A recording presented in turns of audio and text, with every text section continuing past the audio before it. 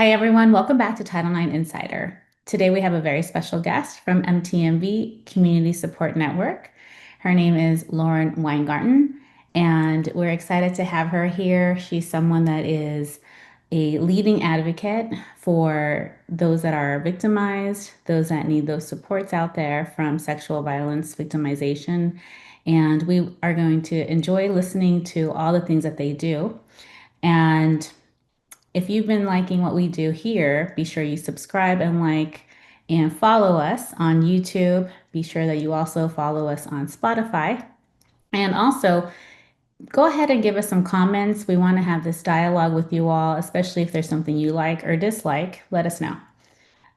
Lauren, I would love for you just to briefly introduce yourself, and we'll then get into our discourse. Well, thank you so much for having me, Dr. Sandi. What a lovely introduction. I almost don't want to follow with my own introduction with the one you gave me. Um, my name is Lauren Weingarten, as you know. I am a survivor, a credentialed victim advocate, certified trauma support specialist, and community builder. I'm the voice and founder of MTMV Community Support Network, one of the first social media-based communities established for survivors and their supporters. My work has shaped how we talk about trauma and sexualized violence online. I'm passionate about community as justice and leading conversations surrounding mental health, trauma, and survivor-informed care. I work both directly with survivors and their supporters, leading groups, workshops, and trainings. As a consultant, I work with many organizations and institutions that serve the survivor community. I created MTMV to build and foster community among survivors and their supporters. So, thank you for introducing yourself and sharing your day with us. I know that for those of you watching on YouTube, you're going to notice that we're both wearing yellow. Those of you listening, it was not on purpose. It was honestly an accident, but a perfect accident, I would say.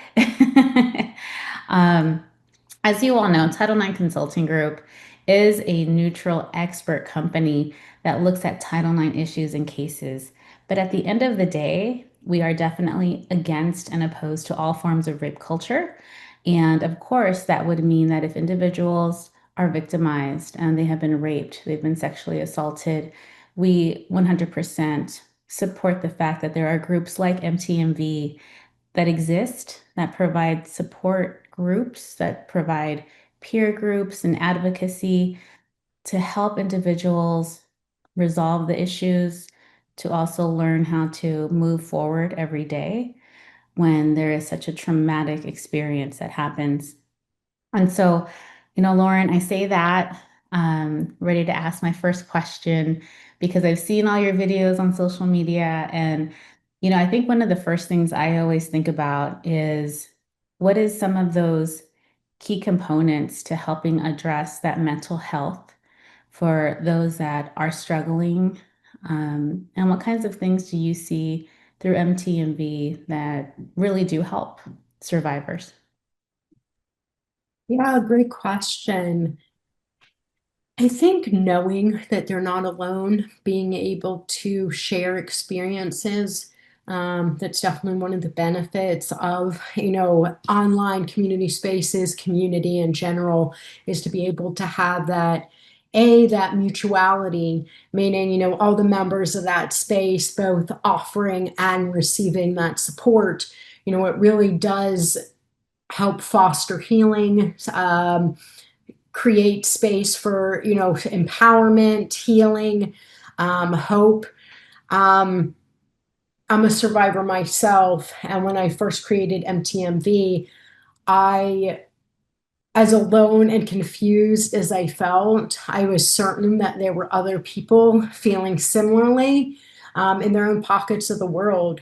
And that really was the, impetus for creating MTMV, for all the folks feeling like I'm the only one going through this, no one will ever understand.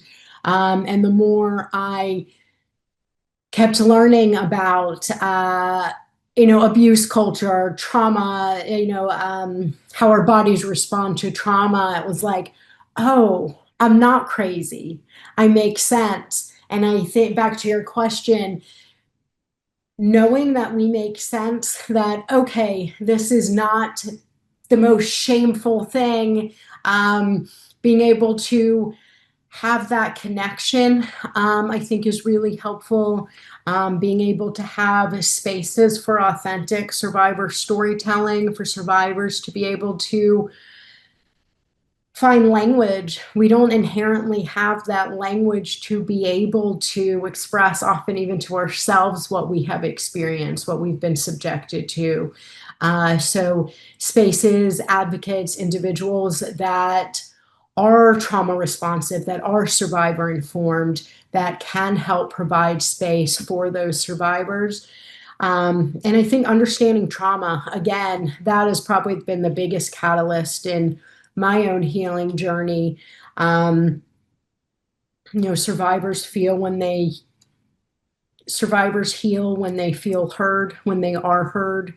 And I think a big part of that is understanding why they responded that way, why they reacted that way, because it is never the victim's fault. It's neurobiology. We at Title IX Consulting Group push forward prevention education very strongly when we work with campuses and individuals. I think it's an area that many schools kind of check off a box. They're not very interested in ensuring that there is this outreach and awareness kind of programming for students, for even their employees. And so it's a big hurdle in many ways to try to get folks to really understand the value and importance of prevention, which in my view, and everyone on my team knows, we talk about being trauma informed as number one. And because as you said, being trauma informed really dictates. And once you understand it, you begin to see the value and importance and impact of prevention education. It's not just about checking off a box. It's not just about going down a list. It's about developing these practices of care. And I think that trauma informed has, unfortunately, I mean, for better or worse, because it's great that trauma has become more mainstream, but trauma informed has become such a buzzword that people think, okay, I've taken one class or I've done this and this. And trauma informed care, survivor informed care, it's ongoing. Just like you mentioned, Lauren, it's far more than just that checking off the box that we both keep referring to. I think you're right. Folks believe that buzzword means one thing when it means so much more. It's just the tip of the iceberg in a lot of ways. I would love to hear more about these peer support groups. When I was online looking at the services that you provide, I saw there are peer support groups that meet for 1.5 hours. And I thought that was phenomenal. I know I have always looked for groups like yours to connect victims with so that way they know where they can go. Because, of course, we want to prevent things such as suicide. We want to prevent things such as school shootings, even a murder, in response to being victimized. There's a lot of rage that can come with the impact of trauma. And so I'm curious as to some of those support groups that you do have and, what is it that you all provide? Thank you for the question. I think that we all respond, react to trauma in different ways, and that, most survivors want to heal, want to find constructive ways to sort with, deal with the trauma that they have been subjected to. Peer support groups, peer support in general, really helps to reduce some of the power imbalance in more traditional models. I'm a survivor. I'm also a credentialed victim advocate and certified trauma support specialist. So being able to pair my survivor experience, because as we know, survivors are the experts, combine that with my, the, for lack of a better word, the expertise that I have learned from my training, education, continuing education. I I have been leading support groups, individual support spaces, workshops, events, etc., for I want to say 5 or 6 years now. And I really have seen the difference that they make, not only for, I mean, they make a difference for me being able to, witness that, partake in it, but in the participants of the group, being able to find people who have had similar experiences. I often hear folks talk about, it's nice to not have to explain. It's like people in the room just get it, and there isn't a lot of judgment. I mean, we don't do judgment in our groups. Being able to say, how can we support you? Typically, I structure my groups with, a check-in, and then the groups are typically capped at 6, because I want to make sure that everyone does have time to share. Maybe it's something that went on their week, or maybe they've been having nightmares or flashbacks come back, or maybe they're trying to date for the first time, post assault. Survivorship impacts every area of our life. With the peer support groups, we will start with a check-in, and then all the participants in the group will be able to have an opportunity to share what's going on in their life, maybe issues that they're having, issues that speak to the survivor experiences, things that happen throughout their week. And we'll always ask them, how can we support you? Are you looking for validation? Are you looking for feedback? Are you specifically not looking for advice or feedback? What would be nourishing and supportive for you in the moment? Because as we know, it's not one size fits all. And recognizing that, and rest of the group being able to hold space for what the person is looking for, even maybe helping them figure out what they're looking for, because sometimes we don't know.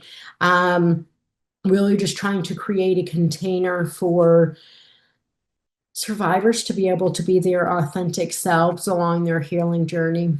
And so I do understand, all the details you just described, which are so important. I know earlier I said what happens when they're angry and school shooting, which all are part of the fight mode, right? Because there can also be the freeze mode when with those groups that you just described, the individuals that don't want to speak.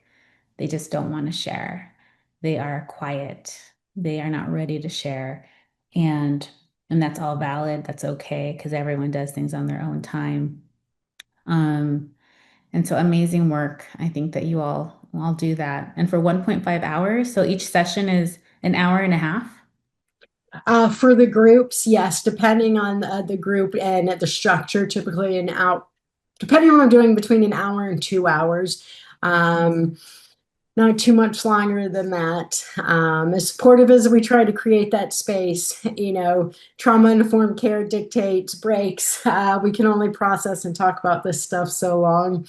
Yeah, I've never heard of it that lengthy, which is so amazing because I've heard and I've seen in rape crisis centers that I've worked with have groups that meet for 1 hour, not an hour and a half to 2 hours. So I really commend you all for that. When I saw that number, that struck me immediately because I do know that typically it's not that lengthy.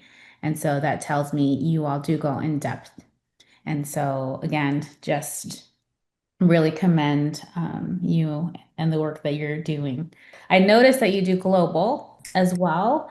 I would love to hear a little bit about that global side. I know my team and I, we are starting to work with international and study abroad programs and looking at human rights issues. So it's very much of an interesting area to me to just hear a little bit about the global aspect that you all provide.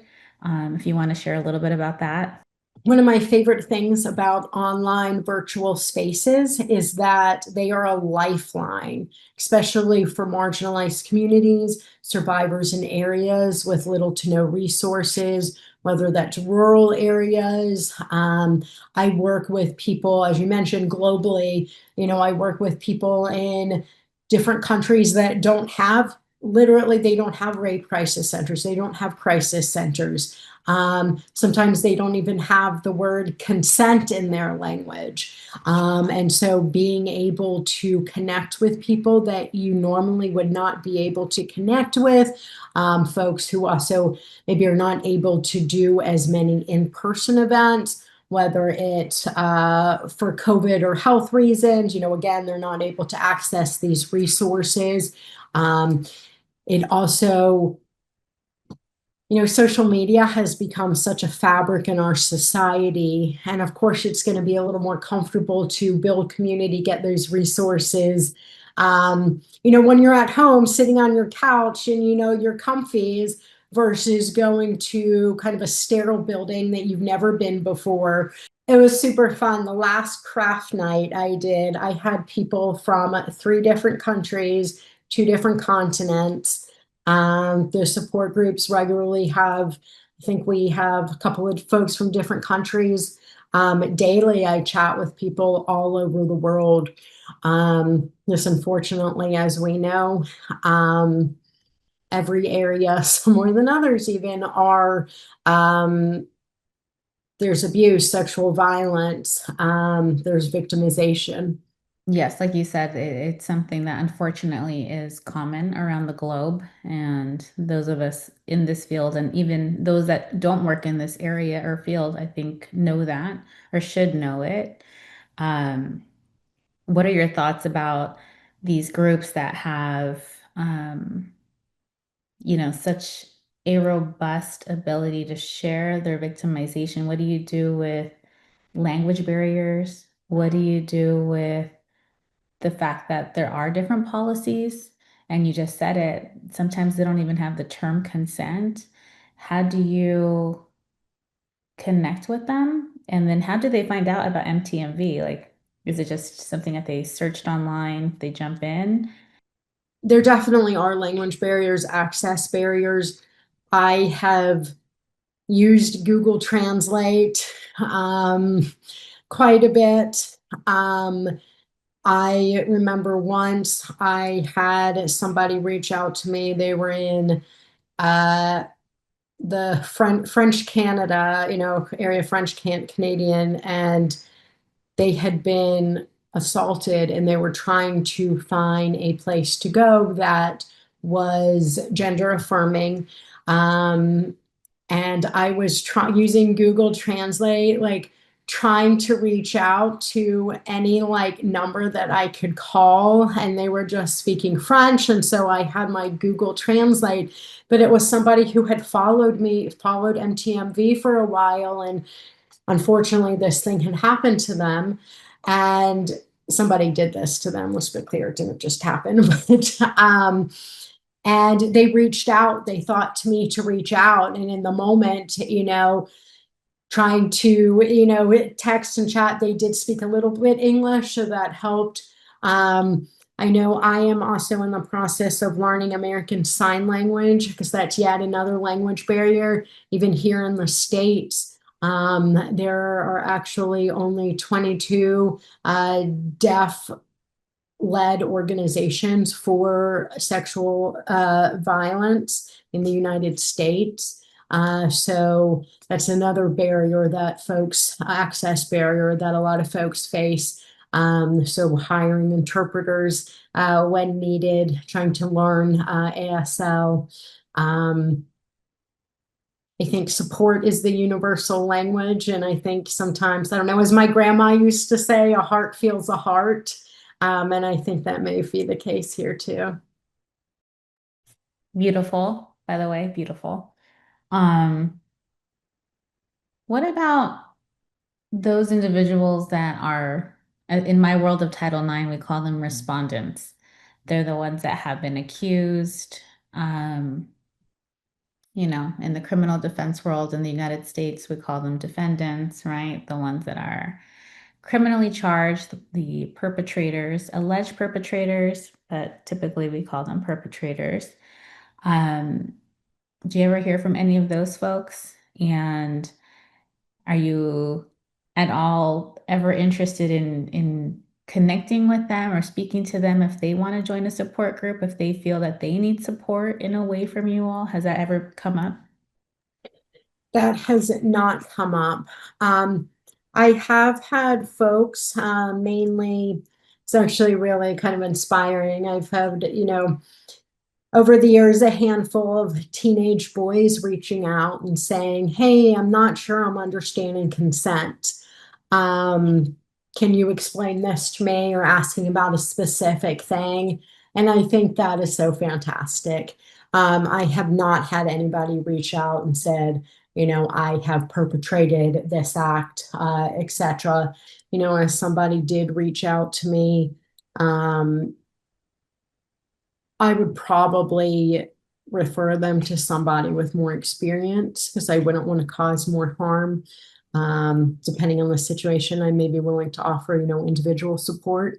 Um, I think that everyone deserves support. I also think it's important to not work outside your, skill set expertise. And there are folks who that is what they do. They work with the defendants, they work with the respondents. And I do think that that is really, really important work. But I think it would probably just be kind of a case by case situation, um, as far more so than a blanket, rule on the matter. Because I am very much a firm believer in that everyone deserves support and that, several things can be true at once. I also wouldn't want to put like a,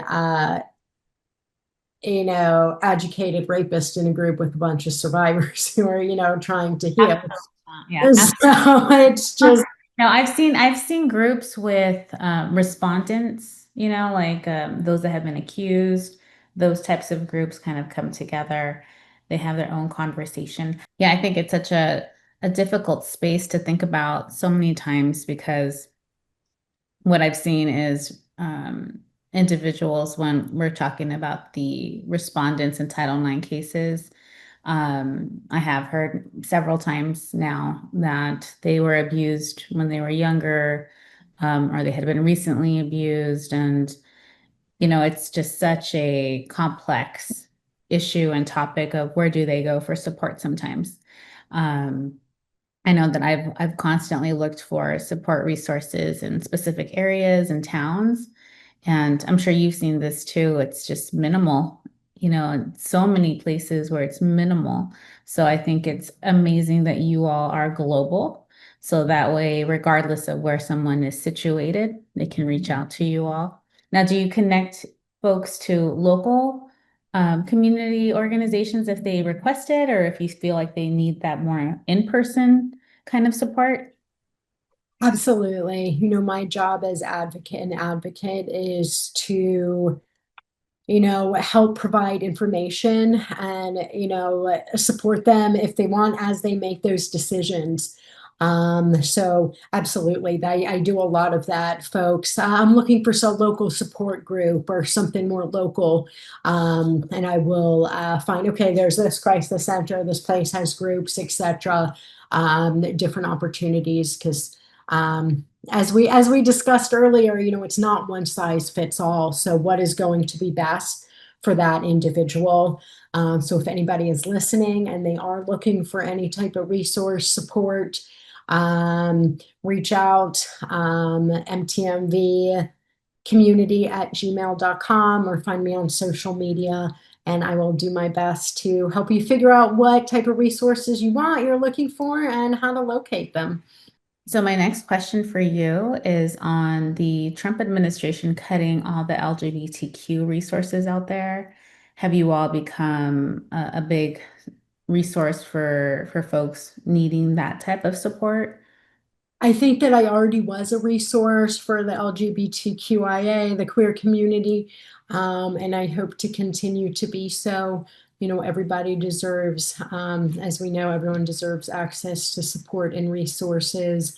And we also know that the LGBTQIA community are more at risk for being harmed, as well as with more obstacles to support. So definitely want to keep creating resources and spaces. Well, I think with that said, Lauren, I think for today we have a really nice start to our communication between both our organizations that I know is not going to stop here. I believe that we might even do some sort of a series together, is what I've been hearing behind the scenes. And so I look forward to that so we can really hit on some of those mainstream topics out there. But for today, I truly appreciate your time and your wisdom and knowledge in this space. Is there anything you would like to say as we close?